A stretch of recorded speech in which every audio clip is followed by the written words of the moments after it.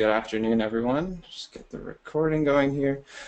My name is Matt Handy, and I am CCSN's webinar coordinator. Now, I just want to make sure that everybody can hear me. So, if somebody could in the questions box, just give me a thumbs up or something and let me know that you are able to hear me, so that I know I can keep going.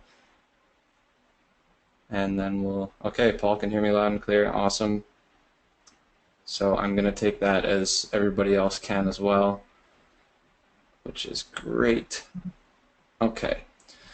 All right, so as I said, I'm Matt Handy. I'm CCSN's webinar coordinator, and on behalf of the Canadian Cancer Survivor Network, I'd like to welcome you to today's webinar titled What Patients Should Know About PMPRB and Why It Matters to Access. Now, in this webinar, Louise Binder is going to provide attendees with the basics of the role of the Patented Medicines Prices Review Board, the legislative underpinning of the PMPRB's mandate, and history of its development. This will be followed by an update on the changes in the health policy landscape since its inception, the reasons for the guideline review and consultation, and the specific review of the questions in the consultation with comments. And now, following this presentation, you're going to have the opportunity to ask questions of our presenters. So if you do have questions, please make sure to ask them whenever you want. Put them in that questions box on the right-hand side of your screen, and we'll get to them at the end of the presentation. So just make sure, as you have your questions, just post them, and we'll try to get to as many as we can at the end. Now, for those of you who haven't attended an earlier webinar, this webinar is hosted by the Canadian Cancer Survivor Network. At CCSN, we work with patients, survivors, families, partner groups, and sponsors on collaborative action to identify and remove barriers to optimal patient care, to ensure access to education and action opportunities and survivor involvement in healthcare decision-making, and to support evidence-based research on ways to promote equal access to early diagnosis, timely treatment, and follow-up care. If you'd like to learn more about CCSN, you can visit us on our website, www.survivornet.ca. Before we begin, just so everyone knows, this webinar will be available online tomorrow.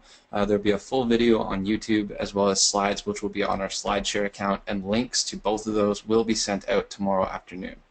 And now, I'm going to hand it over to Louise to start us off.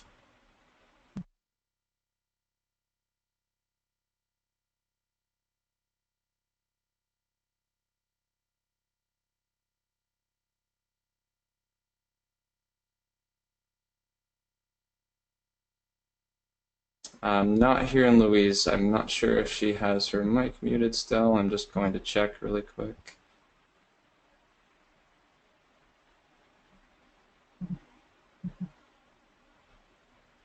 So, Louise, it's Bill. You're going to want to unmute your computer. Okay, so it isn't just me that can't hear her either. That's good. Bill, how do I unmute the computer?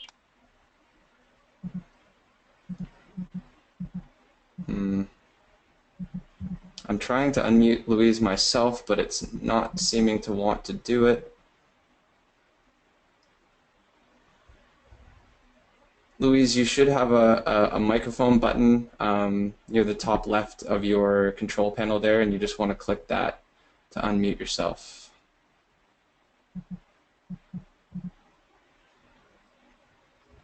Sorry, folks, just trying to get Louise set up here. She was just on 2 seconds ago. And now it doesn't seem to want her to be able to talk. So, Matt, while we're waiting for Louise, she was just about to say that I'll be joining her to help host this webinar. And really, it's an opportunity to keep the conversation going throughout the entire webinar. We encourage listeners to think of good questions and type them in the questions box in the bottom right.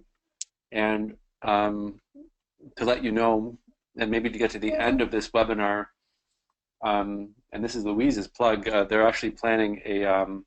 There we go, it's Louise. Oh, there we go. Louise, over to you. I was just about to say that one of the purposes of this webinar was to help prepare participants in an upcoming symposium while just filling some time to get to the end right from the beginning, but passing it back over to you to set us up. Thank you. My only feeble excuse is that I came in very late from Denmark last night, so that's what I'll use I'll use jet lag as my excuse. So I apologize for that. I'll even have to talk faster than usual. So why are we here today talking about the Patented Medicine Prices Review Board? I have a suspicion that there may be some of you on the phone, if you're honest, who didn't even really know the patented PMPRB, I'm going to call them, even existed. And if you did know, you had really no role in understanding why they are important, in fact, profoundly important, in access to treatment. So I'm going to work on that assumption. If you know more, that's wonderful. Just treat it as a reminder. So what is the mandate of this agency? It's a federal agency.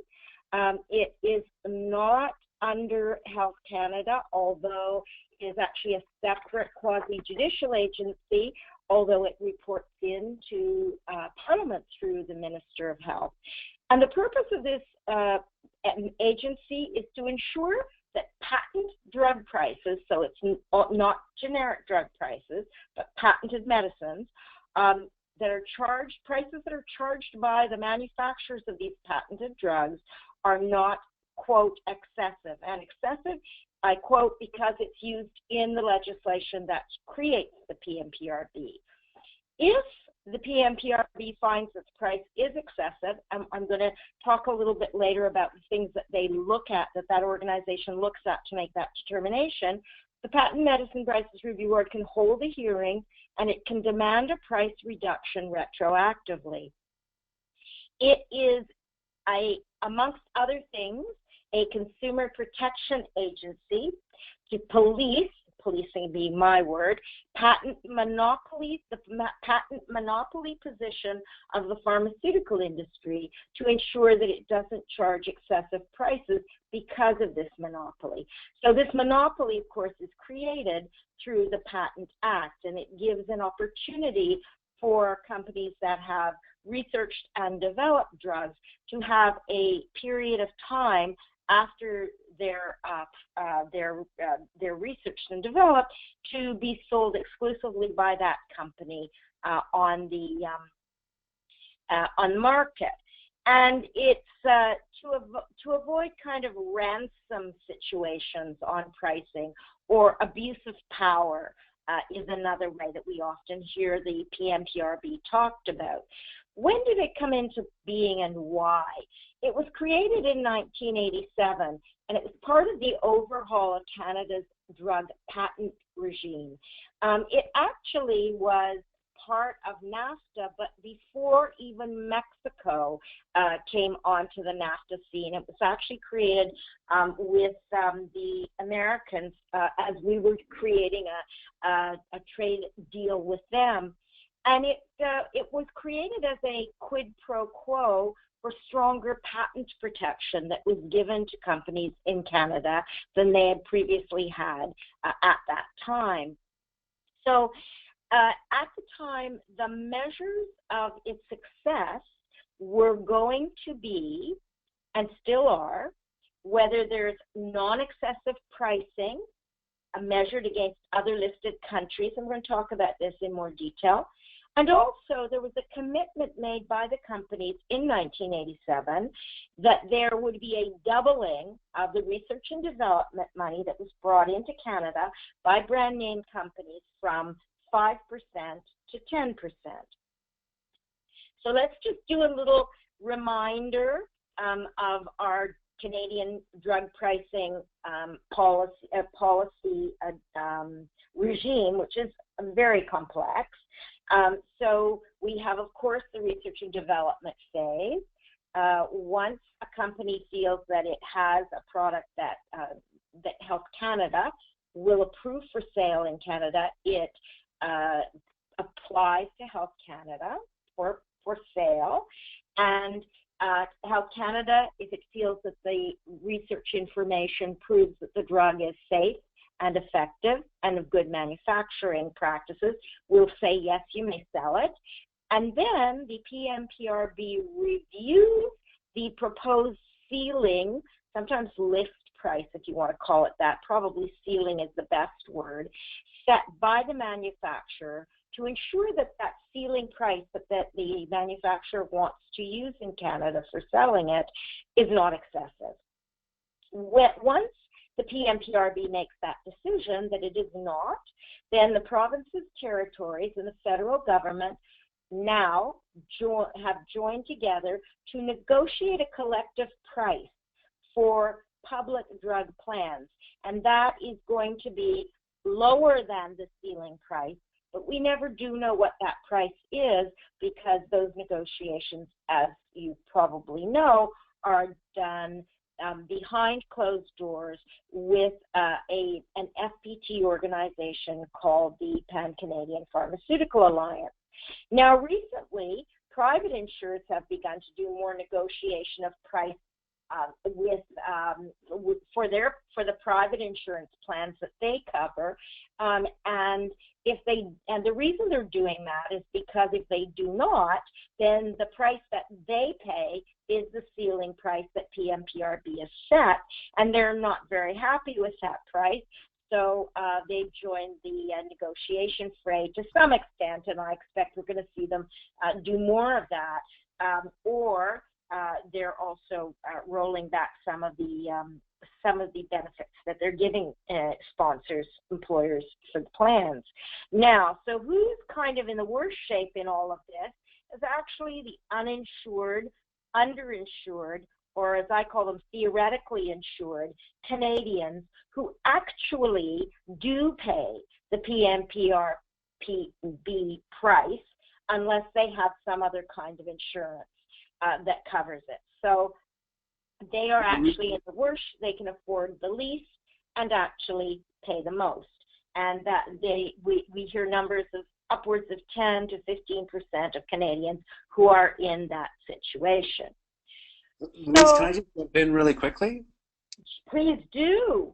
Well, thanks so much. Just a quick point. The PMPRB sets the maximum allowable price or reviews prices to say that they are not excessive, but in most cases, the actual prices paid by private payers or out of pocket is under that maximum ceiling price. So the prices are reviewed by the board, and they will say that you are within the guidelines, but the actual list prices are actually, in most cases, even lower than that, even if they are the list prices. So thank you. Yes. So sorry to interrupt. No. Jump in at any point, please. So yeah, I think that certainly what Bill's saying is accurate. The companies don't have to charge that ceiling price, and people don't end up having to pay that ceiling price in all cases. In fact, in many cases, but it is indeed the price that is permitted. So how does the PMPRB, what are the kind of tiers of legislative mandate for the PMPRB? And this, I think, is exceedingly important. And the reason I want you to look at this very carefully is because I believe Bill mentioned as I was off the call that right now the PMPRB is doing quite a massive review and overhaul of its guidelines. And you'll see that that's the third box on this page.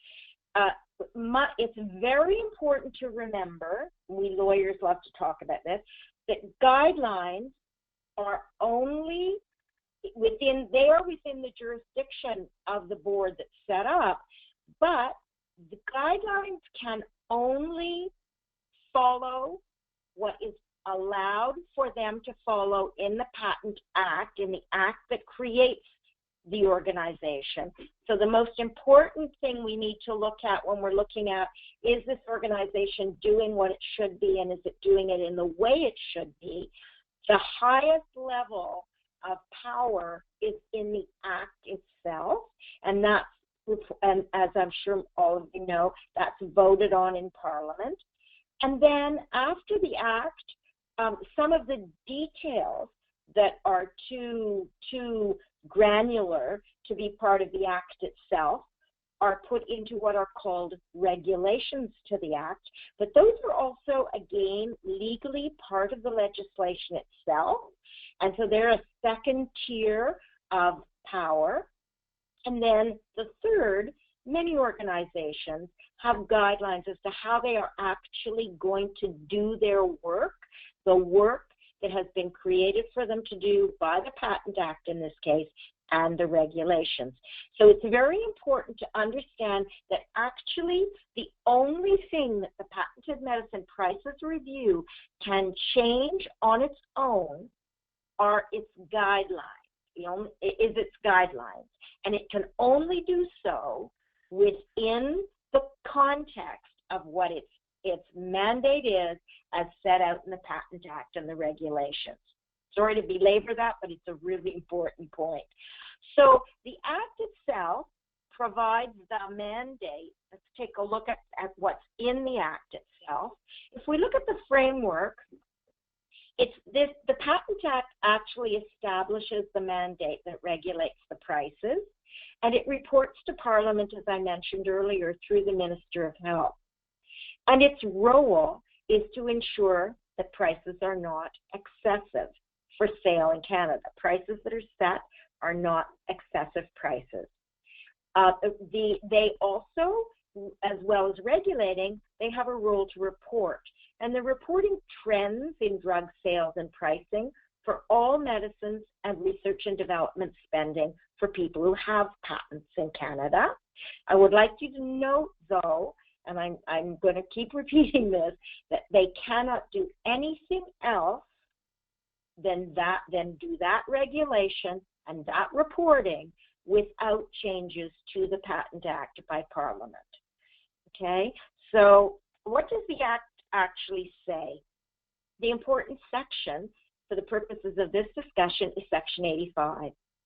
And these are mandatory factors that the PMPRB must look at when it evaluates whether a price is excessive. So it's got to look at the price at which the same medicine has been sold in Canada, if it has been, before it reaches the PMPRB. It must look at prices at which medicines in the same therapeutic class have been sold in Canada. So the same type, if there is already a drug for the same therapeutic indication or disease or disability that's in the same type as the one that's going to be sold in Canada, they have to look at what prices have already been set.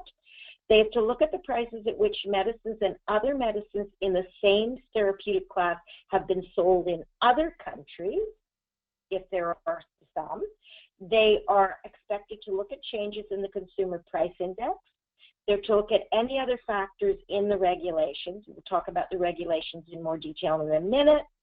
And if, after looking at all of those 5 things, they still aren't sure if the price is excessive, they can look at the actual costs of making and marketing the medicine to help them decide if the price is excessive.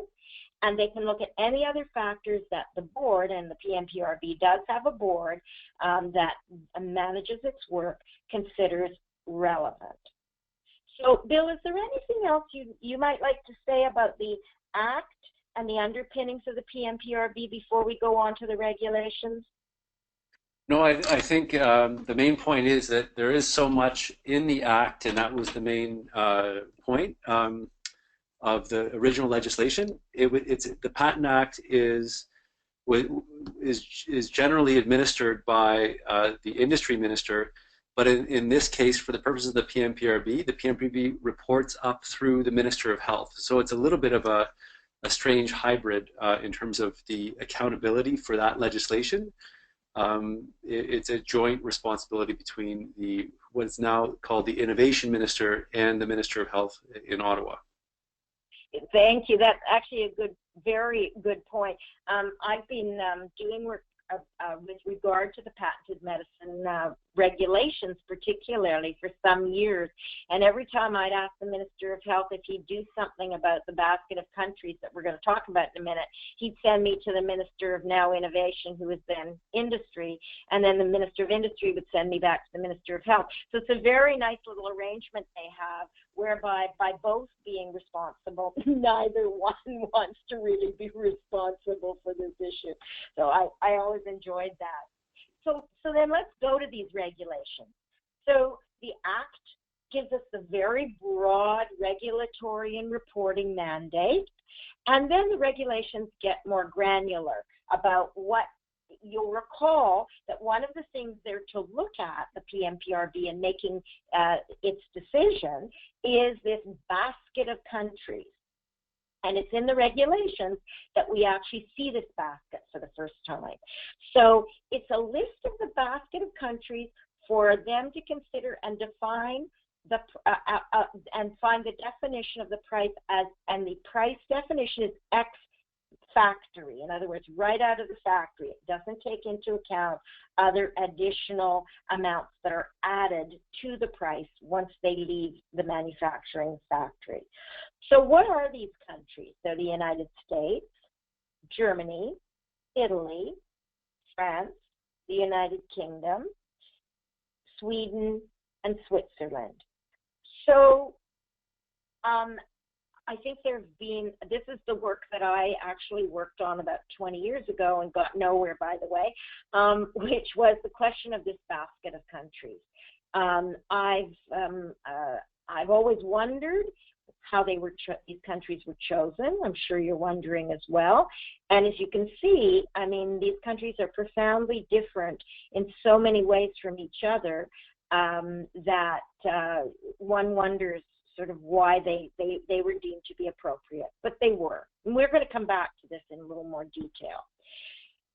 So in addition, of course, to looking at this basket of countries, what is left out and what is in the guidelines for the PMPRB is the question of, well, if they do look at these countries and they look at the price X out of the factory in each of these countries, what do they look at? Do they want to be at the low end of these prices? Do they want to be in the mid of these prices of these countries put together? Do they want to be in the middle? Do they want to be at the highest price, not the lowest price? Do they want to be at the high end of the prices of all these countries? And that's a question that's not determined by the regulations and left to the PMPRB to decide. So now, if we want to change anything in the regulations, this must be done by what's called an order in council. And it also is a parliamentary process. So it's not something that the PMPRB can do on its own. It would have to be a decision. It's a decision that's made by the parliamentarians. Bill, before we go on, jump in. It's left to parliamentarians.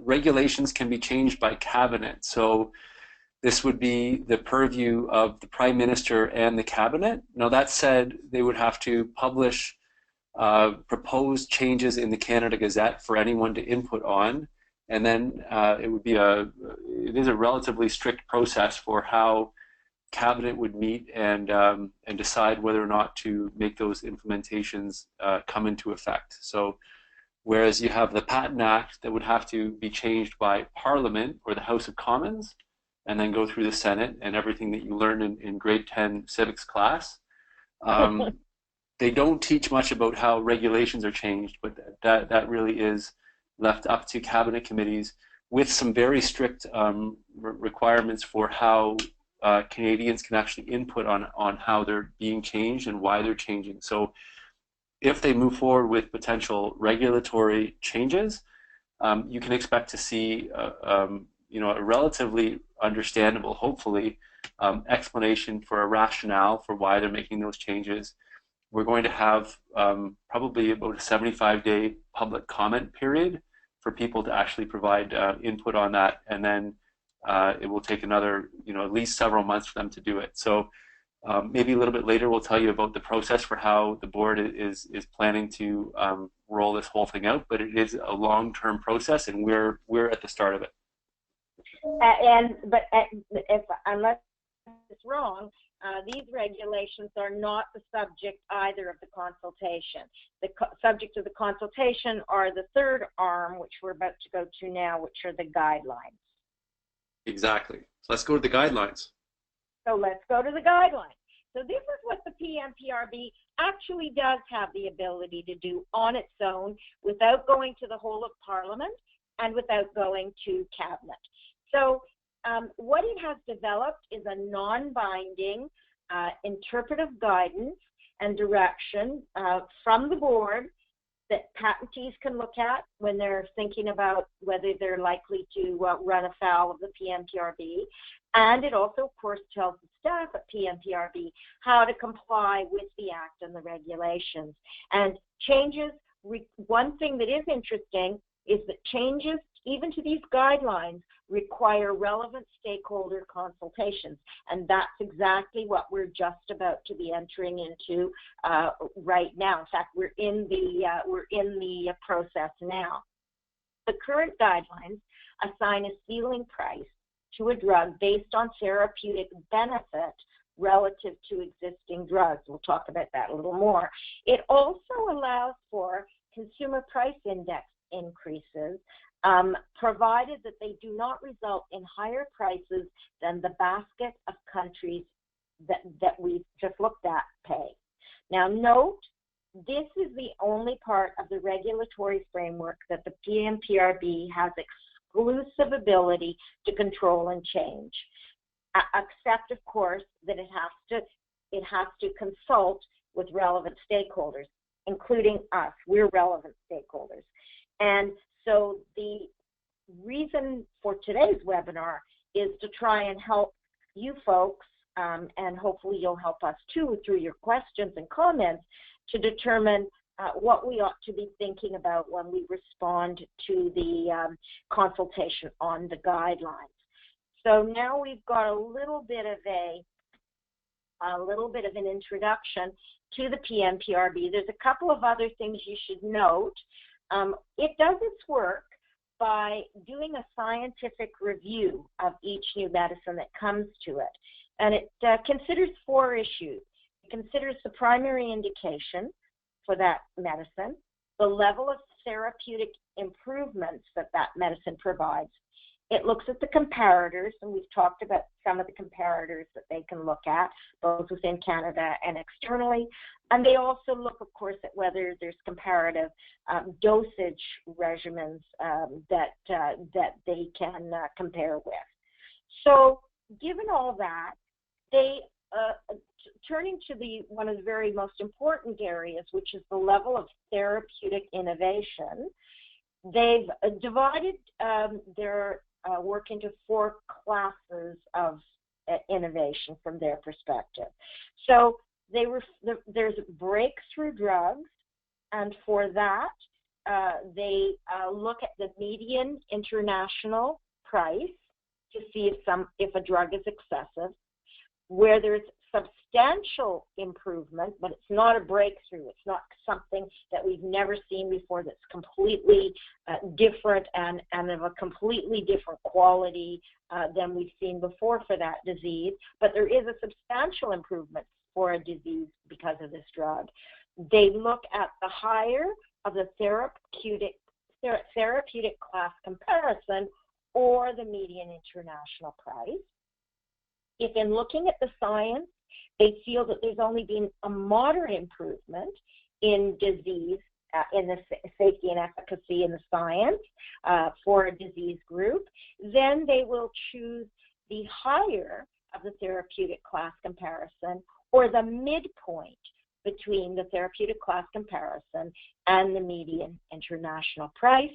And where they find a drug has really slight or no improvement over existing drugs already being sold in Canada for that disease, then they will either choose the therapeutic class comparison or the reasonable relationship test. I don't know about you, but it took me quite a while to wrap my mind around all of this stuff. It is not really an easy process to understand.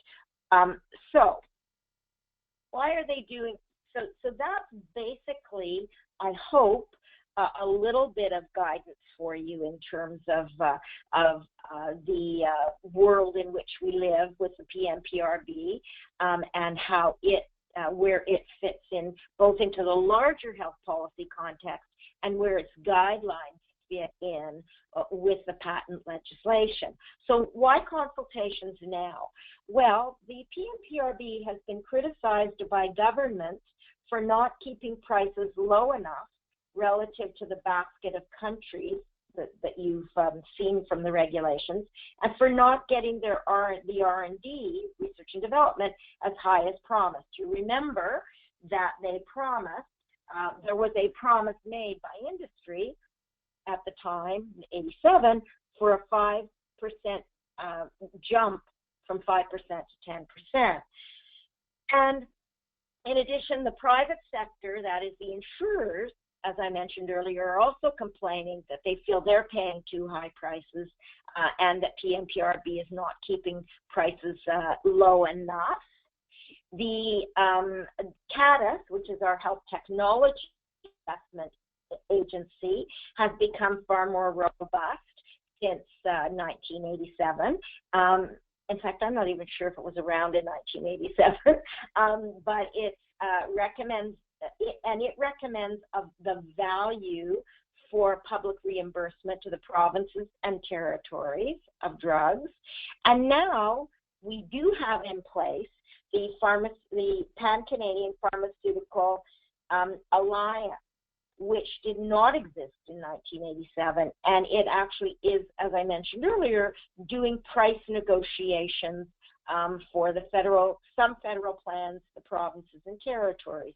So there's been a lot of change, including, and not the least of which, is the advent of high-cost specialty drugs for smaller populations, rather than the kind of the mass-marketed blockbusters that we, for all comers, that we have seen in the past. And that's really changing the landscape quite a lot, and the research landscape quite a lot. And of course, I'm sure I wouldn't get an argument about the volatility of the Canadian economy and probably the world economy. The International Monetary Fund just said a few days ago, if anybody actually listens to them, that we are in deep trouble if we do not start to think more seriously about responding to the great dissatisfaction of the citizens in many of our countries, which they say is exemplified by what happened with Brexit, what's happened in Colombia with the turning down of the agreement with the revolutionaries. Some would argue that the decisions about who's running in the American election shows a rather interesting unhappiness within the general population. And so the world is really in quite a different place than when the PMPRB first came into being. And that's why it really feels it's time for this profound work. Bill, do you want to talk a little bit about this slide, about the modernization, the guidelines modernization? Sure, and I wanted to put the Guidelines Modernization Initiative in the perspective of where the PMPRB wants to go. It's actually refined its mandate to protect, empower, and adapt, and so it views itself as primarily a consumer protection agency, that it's there to empower through its information services payers and consumers to understand what they're paying for and to be able to adapt to this new reality. And I think that a lot of that is a vision, because as Louise, you walked through, the world has changed since over the past 30 years significantly, especially with confidential listing agreements. The board, is actually questioning one of its underlying policies, which is around, you know, does intellectual property protection actually drive or motivate companies to invest in research and development? And I think that that's worth unpacking and understanding further. And therefore, it set the stage for the Modernization Initiative. It's examining whether and to what extent changes to its regulatory framework are warranted. And in the short term, what are the options to modernize and simplify its guidelines? And some of the key issues that it's looking into are the affordability, a question of what can payers afford given their budgets. What is the extent of market power that individual companies have when they can sell one product into the Canadian market and no competitors for that specific product can actually sell? What are the issues around price transparency with confidential prices that have made a lot of what the board actually regulates or reviews, I should say, playing with funny numbers, because that's not even you know, a real number that they're regulating when the actual price is generally lower than that. What's the price gap with the European countries that we compare ourselves to? And then again, over there are also confidentiality concerns and prices there. So funny numbers as well. Price differentials between public and private payers. Now, all of the major private payers can also enter into these confidential agreements.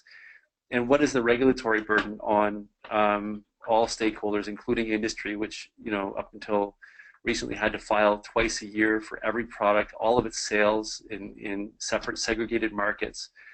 And the goal of the board in the longer term is to engage with other governments to look into broader reform and take into account international best practices to become a more integrated decision maker on cost effectiveness, reimbursement, and pricing, which is I think an important point, because as Louise mentioned earlier, there are so many other price review and evaluation mechanisms and the therapeutic value mechanisms in Canada that have come into being since the beginning. And so modernization is one small part of a wholesale rethink about what, why, and how the PMPRB operates. So it sort of sets the context for this. But for now, let's get back to guidelines. Over to you, Louise. The guidelines. Okay.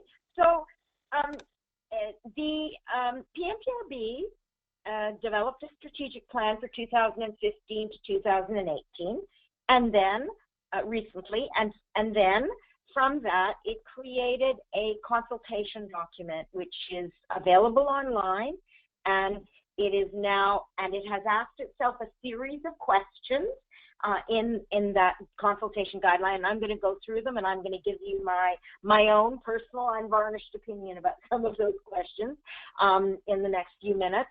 But you are welcome to have, of course, whatever opinion, if any, you wish to have about the questions, and you will have until October 24th if you're interested in responding directly to PMPRB about these questions. If you do, you will then be invited to more face-to-face meetings and maybe even working groups, so be careful what you do. But if you don't respond at all, my understanding is they're only going to go out to groups or individuals who have in fact responded. So it's very important to think about this in the next short while. So is PMPRB still relevant? Well, first of all, I've heard them say that they feel like they're failures. And I always kind of cheer them up if I can and say that's ridiculous, because how could you possibly, you were given a set of criteria to meet that you never could. You were asked to make sure that the research and development in this country increases by 5%. Well, you don't manufacture drugs. You don't make drug research and development decisions for manufacturers. How in heaven's name could you have ever, if you succeeded at that? I mean, you might have, but it would have had nothing to do with you.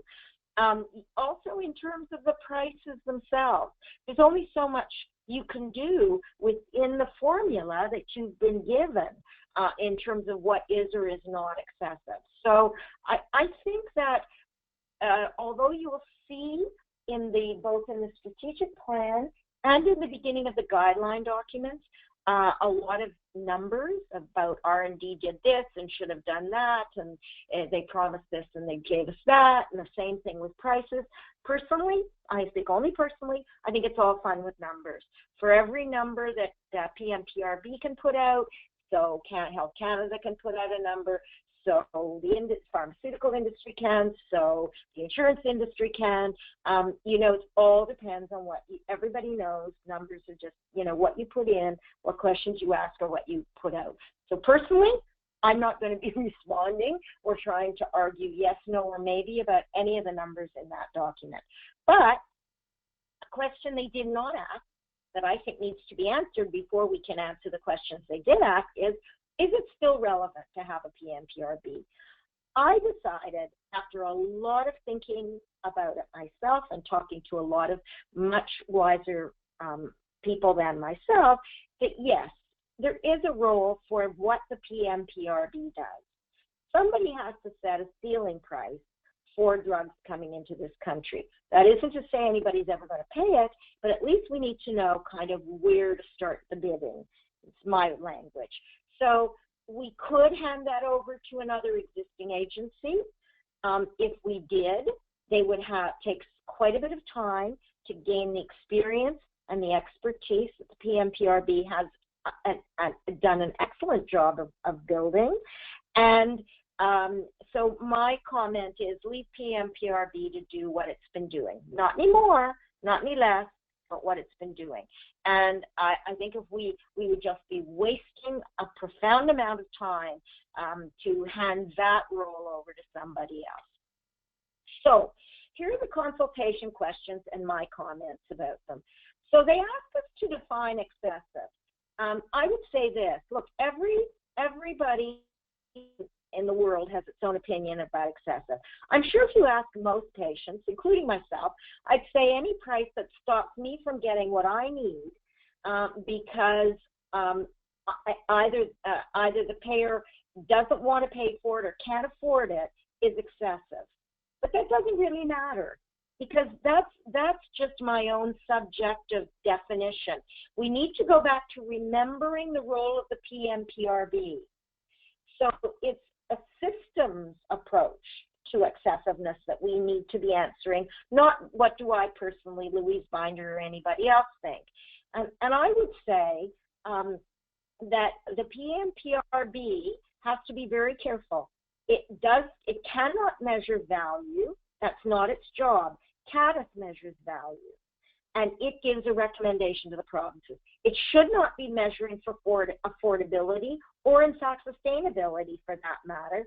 That's a decision that's in the jurisdiction of the Pan-Canadian Pharmaceutical Alliance and the payers, which are the provinces, the federal government, and the private payers. What it's supposed to do is to stop monopoly excessive pricing, and that means it should measure therapeutic benefit, looking both internally and externally. So I think the answer to that excessive question, I'm being careful because I can say what I think is excessive, but it doesn't matter in the context of the legislation and its role. So if we don't like the definition of excessive that's been given to the PMPRB, if we want them to be doing something different than looking at a ceiling price to determine excessiveness, then we need to go to Parliament or we need to go to the legislators and ask them to change the Act and the regulations. That's not the job of the PMPRB. It can only look at guidelines. And so they go on to ask us about the use of comparator countries' prices. Are they using the right countries? Are they weighing them right? Should they be in the median of them? Where should they be? The first question is this the right list? And if so, how much weight should be put on international prices? I think there are a lot of questions about whether this is the right list. I know the U.S. is often the one that's seen as kind of the ugly duckling in that list, or not really the same as us in terms of economics, social and political structures, healthcare systems, demographics. I think those are the things that we should be looking at to determine if it is the right list. But before we throw the U.S. out of the list, and I'm not saying whether we should or we shouldn't because I don't know, we mustn't forget that they are a very influential neighbor, and if we completely ignore them, they still will influence us in some way. I personally think that we should only look at international prices as a check and balance after we look seriously at what's going on internally to make the decision about what we want to do. And if we're way offside with those other countries, fair enough. My next point is about therapeutic benefit, and they asked us, should they continue to look at therapeutic benefit? I say absolutely. I can't imagine why you would not look at how important a drug is to us relative to other drugs, or maybe no drugs, if we want to ensure that we don't stifle innovation and that we do save money overall in the health and the health systems and the economy. But where we're most susceptible to monopoly pricing is in the breakthrough drug area. So I think that we would be wise to stop worrying so much about the Me Too drugs, as they call them, the ones that have slight or no benefit, little benefit. The market will decide those prices because there will be other drugs in the market that will tell us what's the right price for them. And I'd like to see them develop some form of an expeditious dispute resolution mechanism for those breakthrough drugs, but in addition to the hearings that they hold, because those hearings take too long. Look at this one is where I think there really can be a big change.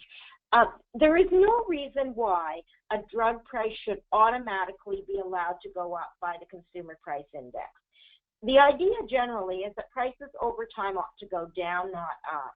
And I personally would strongly support removal of this automatic opportunity for an increase in drug pricing.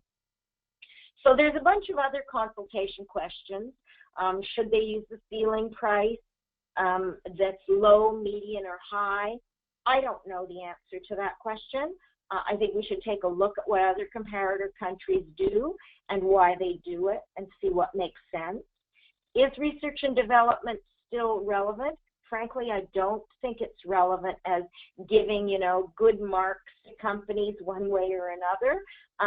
We control this, and as you'll read in their document, many things impact the decision about where research and development will be done around the world by countries that have absolutely nothing to do with patent legislation, has to do with a lot of other things.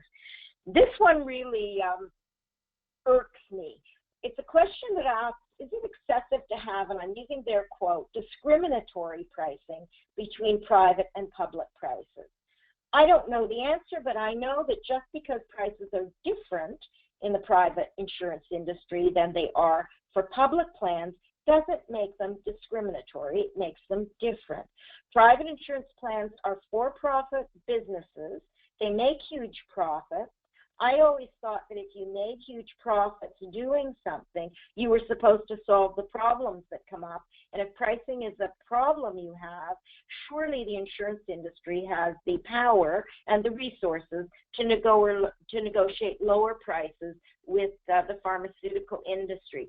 So I'm personally not in favor of either thinking of these as discriminatory or not, but I think that we should allow the private sector to do what it should do, which is negotiate prices for their marketplace. Retroactivity, they ask us, should their guidelines that they bring in be brought into place retroactively, that is back or forward. Generally, I think changing horses in midstream is not fair to people who've played by the rules that you've set up, but certainly if there is something that it makes more sense to do retroactively, let's take a look at it, but in general, I think that's generally not fair. So finally, what does PMPRB, they ask, is there anything else you want to say to them? And what I want to say to them is, why do you keep the funds you get back from winning an excessive pricing charge? The Act permits the PMPRB to make an arrangement to return these funds to the provinces, but that's rarely, if ever, done. I think the PMPRB should be distributing those costs to the people who paid those higher prices before we got to the stage of rolling them back. So as I've mentioned, if you're interested in getting involved in this really kind of complicated landscape, please either engage in responding to the consultation individually. If you belong to other coalitions or groups that are doing it, join them. You're welcome to join us. We are definitely putting in a presentation, and we are happy to have co-signers. If you're interested in seeing a draft, we'd be glad to send it along. Take an opportunity to speak when you're speaking to decision makers, to tell them what you think about drug pricing in Canada. And please join us on the 15th and 16th of November when CCSN, with its partners, Save Your Skin Foundation, Schizophrenia Society of Ontario, and several other partners, have a 2-day drug summit on drug pricing in Canada in Toronto if you really want to learn the nitty-gritty. And here's our contact information.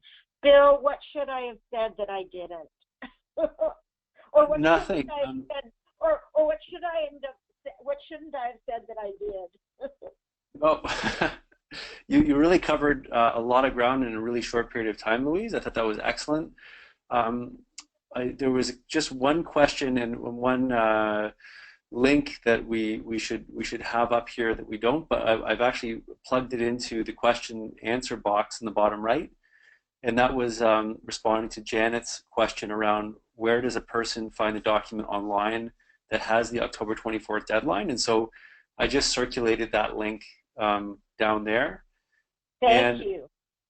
And maybe now is a good time, because we've got 10 minutes left in the webinar, to open it up to folks who are asking questions again on the questions box in the webinar. And if you'd like, I can jump in on. Would you? Yeah, well, there's one question that was asked by, again, by Janet regarding what is the length of a patent and is it the same worldwide? And just to let people know that it's generally 20 years. It's a bit complicated. It's 17 years after, at least 17 years after issuance, or 20 years after filing. I should say generally 20 years. And it is a developed world standard based on international trade agreements and intellectual property protocols and agreements. But a really important point to note, there's actually two important issues with the actual period of patent exclusivity.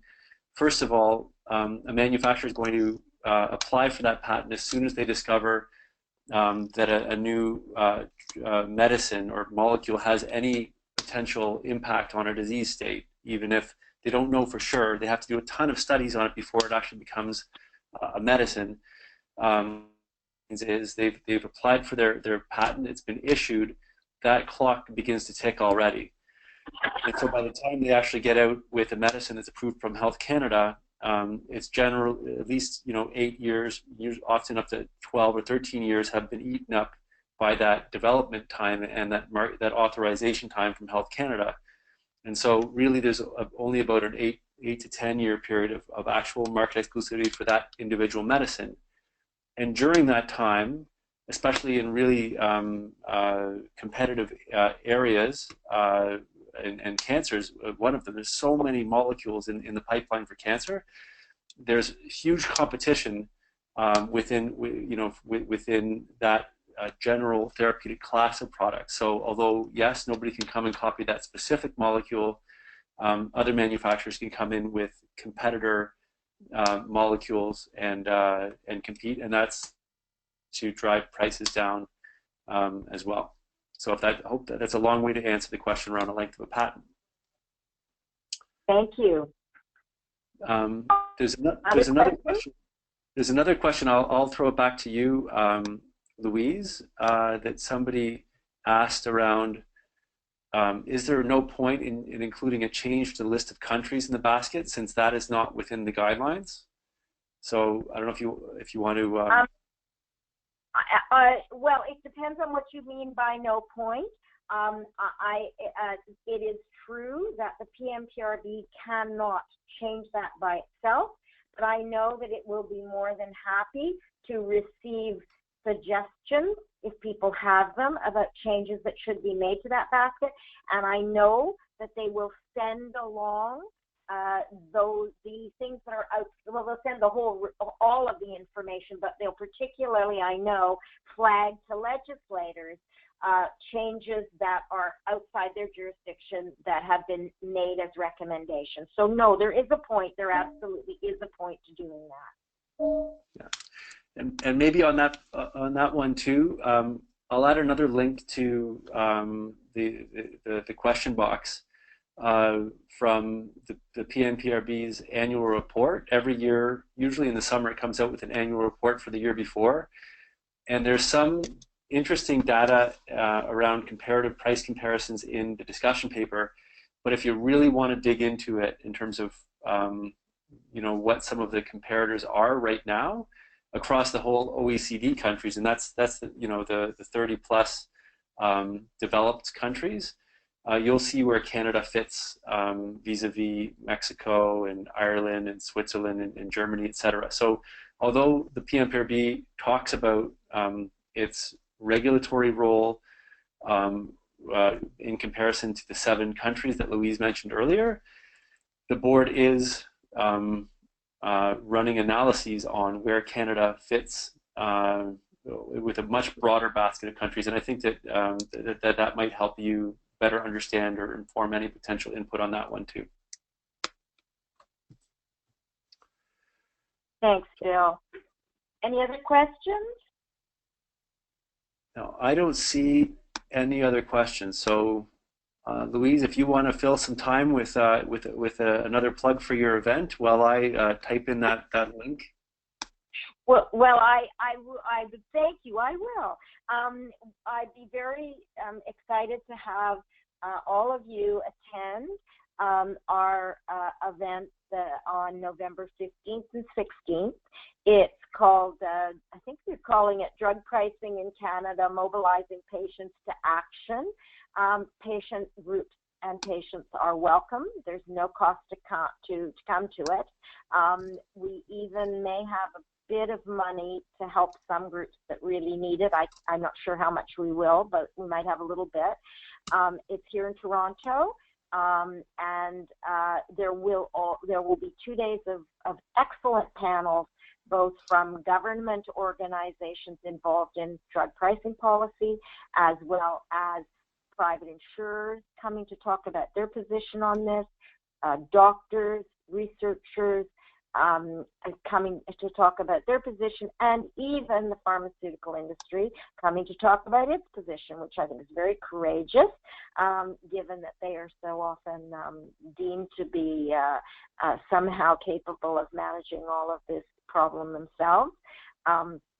I hope at the end of it you'll see it's a little more complicated than that.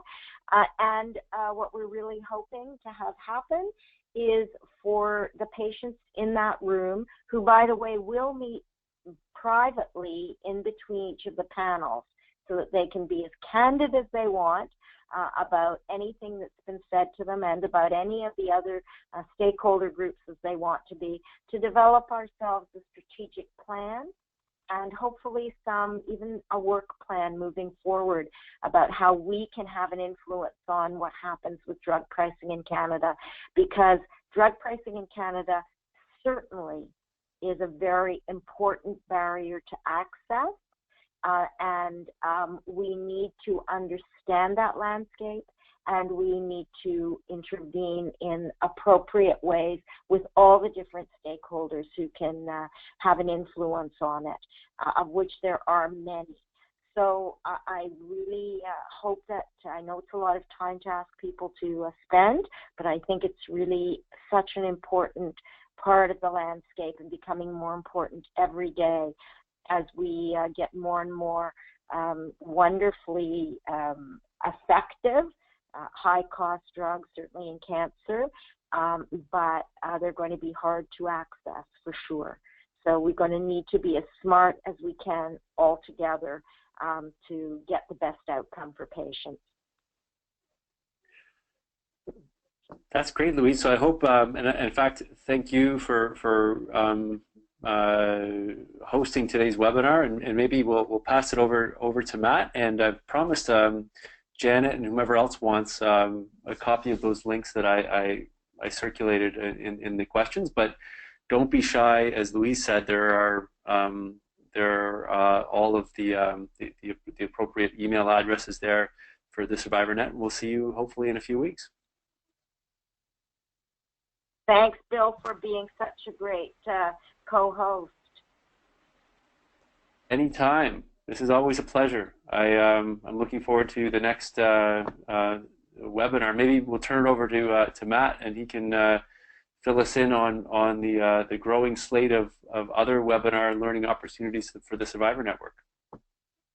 All right, thanks so much, Bill, and thank you, Louise, as well. It was a great presentation, and just on Bill's note there about sending out those links, what I can do is actually add both of those links that Bill mentioned and put in the questions box. I can put those in the email that will circulate tomorrow afternoon. So everybody who was on the call today or couldn't make it but registered anyway will get a copy of those links to go and check those out. So I'll add those there. Our next webinar is actually tomorrow, same time, same place. We're going to be talking about thrombosis and cancer. We're going to have a really good subject matter expert join us on that. So if you have tomorrow at this time free as well, make sure you go to our website and register for that one as well. It's definitely going to be a great learning opportunity.